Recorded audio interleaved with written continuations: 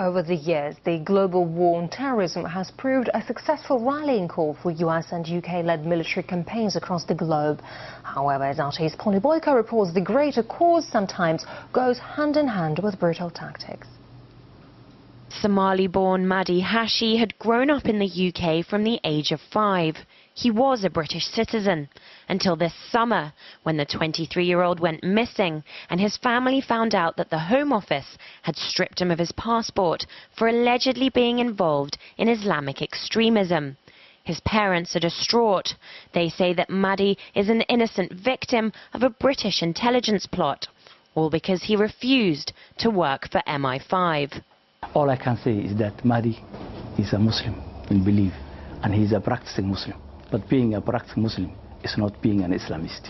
That's all why I can say. That's all why he's being victimized.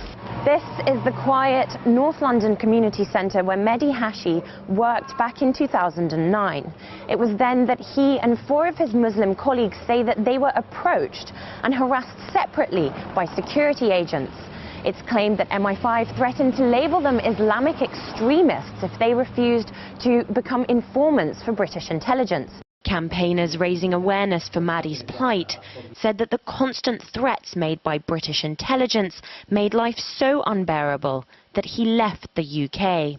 They were trying to offer him a job, saying that, effectively, you're an extremist. We know you're one. The only way out of this is for you to come and work for us, to come and help us. These are the kind of tactics that were being used. Because he's of Somali origin, this is a purely racist profiling policy of the British government, and particularly its security agencies. Mahdi had been living in Somalia for the past 2 years, taking care of his grandmother and raising a son of his own. But several months ago he disappeared, leaving his family in despair. My son is missing in this summer, but and I don't know where is he now, if he's alive or died. I don't know how is he healthy, I don't know. We are very worried, all the other family.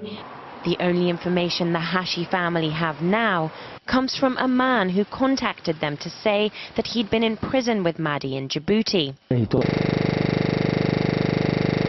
us that he had from him, and then the Americans contacted, when they found out that he's a British citizen, they contacted the British consul, and the British consul said that we have already removed the citizenship from him, and then the Americans took him to somewhere we don't know.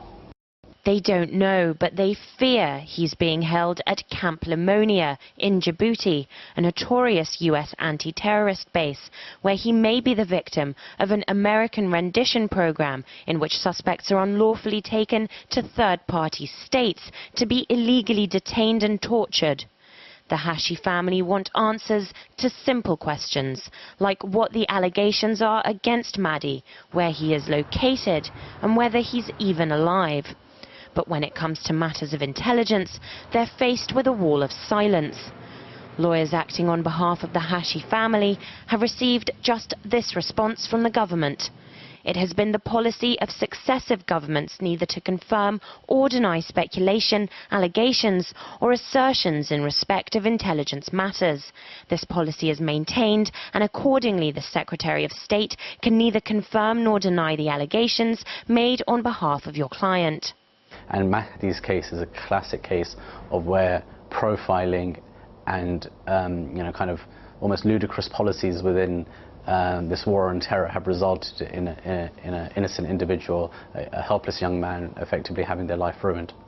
Campaigners say that by stripping Mahdi Xaashi of his passport, the British government has effectively washed their hands off his case, leaving his family to continue the search for answers about their now stateless son. Polly Boyko, RT, London.